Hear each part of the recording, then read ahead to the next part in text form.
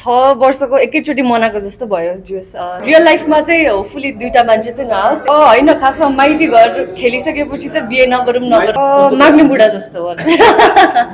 ठ्याक्क आज टिकाको भोलिपल्ट भए तापनि भनौँ न हाम्रो बिहानै अडियन्सहरू यति धेरैजना आउनुभयो सो हामी एकदमै खुसी छौँ अब दाइहरूले पनि अब हाम्रो ग्रुप च्याटमै भनौँ न त्यो यस्तो आउट अफ सडन आज चाहिँ अब हाउसफुल भइरहेको छ आउनु पर्यो भनेर सुन्दाखेरि त एकदमै नै खुसी लाग्यो एउटा कुरा के जस्तो तपाईँ आउँदाखेरि धीरजजी हुनुहुन्न धीरजजी आउँदा तपाईँ हुनुहुन्न यो चाहिँ के हो होइन त्यस्तो के होइन दाइलाई भन्नु दाइले त मलाई चाहिँ सँगसँगै हुनुहुन्थ्यो हजुर 2-3 दिन एक्लै एक्लै आउनुहुन्छ एकजना अर्को आउनुहुन्न के हो यो चाहिँ यो चाहिँ अब उहाँहरूको टाइमिङ हो अब हिजो उपासनाजीको चाहिँ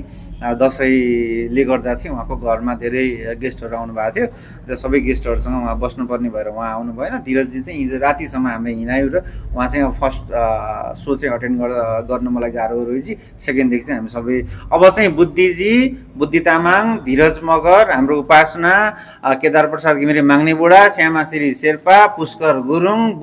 शिशिर बाङदेल रजनी गुरुङ सबै हिँड्नुहुन्छ अब दिउँसोको सोदेखि चाहिँ कस्तो भइरहेको छ आज अब टिका सकियो दर्शकहरूको आज बिहानदेखि फ्लो कस्तो छ हैन एकदमै देशैभरि राम्रो छ जस्तो तपाईले नेपालगञ्जको सो हेर्नुस् हैन नेपालगञ्ज हाम्रो डे 1 देखि नै एक नम्बर माइती घर तपाईले हलवाल सोध्दा हुन्छ नेपालगञ्जमा हैन अब त्यो बिस्तारै त्यहाँबाट सबै कुराहरू राम्रो भइरहेछ जताततै राम्रो छ अब फर्स्ट डे भन्दा हाम्रो सेकेन्ड राम्रो भयो सेकेन्ड भन्दा थर्ड भन्दा फोर्थ बिहानैदेखि राम्रो भयो भन्दाखेरि चाहिँ हामी एकदमै ह्यापी छौँ यो फिल्मलाई लिएर र यो दर्शकहरूको उत्साहलाई देखेर चाहिँ अब बिस्तारै दर्शकमा चाहिँ फिल्म राम्रो छ है भन्ने यो महत पब्लिसिटी भयो कि तपाईँको त्यही भएर माथि आयो नि त नत्र हामी त तल जानुपर्ने हो तर हामी माथि आइरहेछौँ बिजनेस वाइज पनि त्यो भएर चाहिँ हामी एकदमै ह्यापी छौँ तपाईँको फिल्म होइन जस्तो अब काठमाडौँ अल नेपाल राम्रो छ पश्चिममा अझ बढी हजुर पश्चिममा भन्दा पनि विशेष हाम्रो नेपालगञ्जमा चाहिँ एकदमै राम्रो भएको छ किनभने त्यहाँ एक नम्बरमा छौँ अरू जति पनि रिलिज भएको फिल्म र हाम्रोमा चाहिँ त्यहाँ एक नम्बरमा माइती गर्छ अहिले पनि हेर्नुहोस् र त्यहाँ हलवाला तपाईँले बुझ्दा पनि हुन्छ त्यहाँ चाहिँ एक नम्बरमै निस्क्यो फिल्म अन्त पनि राम्रो छ अन्त पनि एकदमै राम्रो छ फिल्म चाहिँ पाएको जति सो चाहिँ राम्रो होल्ड भएको छ मान्छेहरू आउनु भएको छ उपासना जस्तो अब हिजो टिका होइन कस्तो भयो तपाईँको हिजोको टिकाको दिन चाहिँ हजुर एकदमै रमाइलो भयो टिका यतिकै पनि अब दसैँ मलाई एकदमै मनपर्ने चाड हो र त्यो सँगसँगै अब हाम्रो फिल्म माइती घर आउँदाखेरि भनौँ न दुइटै कुराले एकदमै हिजो सायद अस्ति 6 वर्षपछि कति हजुर कस्तो भयो 6 वर्षपछि मनाउँदाखेरि 6 वर्षको एकैचोटि मनाएको जस्तो भयो जोस सबै फ्यामिलीहरू धेरैजना आउनुभयो घरमा अनि जिजुबादेखि लिएर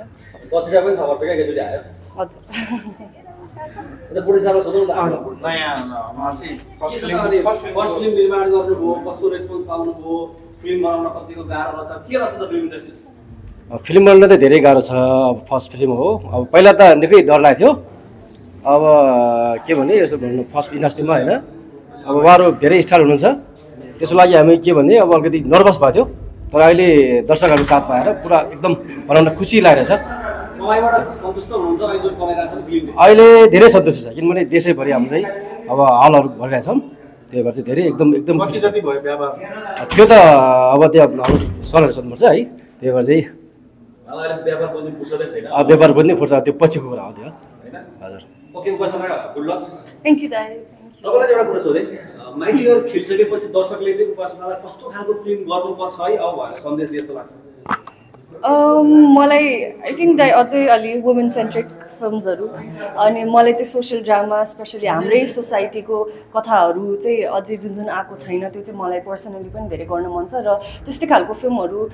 गरिराख्दाखेरि चाहिँ अझै राम्रो प्रतिक्रिया पाएको जस्तो चाहिँ मलाई फिल भएको थियो खुसमादेखि नै सो अघि पनि हजुर त्यस्तै अब अहिले तपाईँ त अब खुसमाबाट राष्ट्रिय अवार्ड दिएको नायिका त्योभन्दा बढी तपाईँबाट अपेक्षा थियो दर्शकलाई एक्टिङ वाइज कन्टेन्ट वाइजमा त्यो चाहिँ मैले कति दिएँ जस्तो लाग्छ मैले त एकदमै अनेस्ट भएर अब आफूले गर्न सक्ने यो क्यारेक्टरको लागि पूर्णिमाको क्यारेक्टरको लागि मैले 100% दिएकै हो अनि तर त्यो अब राम्रो नराम्रो चाहिँ अब मलाई चाहिँ डिफ्रेन्सिएट खासै गर्न आउँदैन तर दर्शकहरूको रिभ्यूहरू सुन्दाखेरि चाहिँ जो मन पराइदिनु भएको छ धेरै दर्शकहरूले जस्तो फिल्म हेरिसकेपछि बिहे गर्न मन लाग्यो या बिहेको याद आयो भन्नुहुन्छ तपाईँलाई चाहिँ यो अब आफूले खेलेको फिल्म हुनु त यो हेरेको कतिको बिहे गर्ने गरौँ भन्ने कतिको छ होइन खासमा माइती घर खेलिसकेपछि त बिहे नगरौँ माइती नछोडौँ भन्ने। माइती नछोडौँ जस्तो लाग्यो झनै जस्तो फिल्ममा अब तपाईँको एकजना प्रेमी हुनुहुन्छ होइन एकजना अब तपाईँलाई बिहे गर्न लागि आउनु भएको छ रियल लाइफमा त्यस्तो भयो भने चाहिँ के भन्नु रियल लाइफमा चाहिँ होपफुली दुईटा मान्छे चाहिँ नहोस् एउटै भनौँ न परिवारले मन परेको पनि आफूलाई मन परेको पनि एउटै होस् हिराज मगर जस्तो मान्छे आओस् कि मुर्गा सपु जस्तो मान्छे आओस् हजुर दुवै जस्तो होइन होस् अलिक मलाई मनपर्ने खालको आओस् तपाईँलाई मन पर्छ कस्तो अब त्यो अब जुन दिन आउँछ हजुरहरूले थाहा पाइहाल्नुहुन्छ दुईटा क्यारेक्टरमा तपाईँलाई मनपर्ने खालको चाहिँ कस्तो माग्ने बुढा जस्तो हो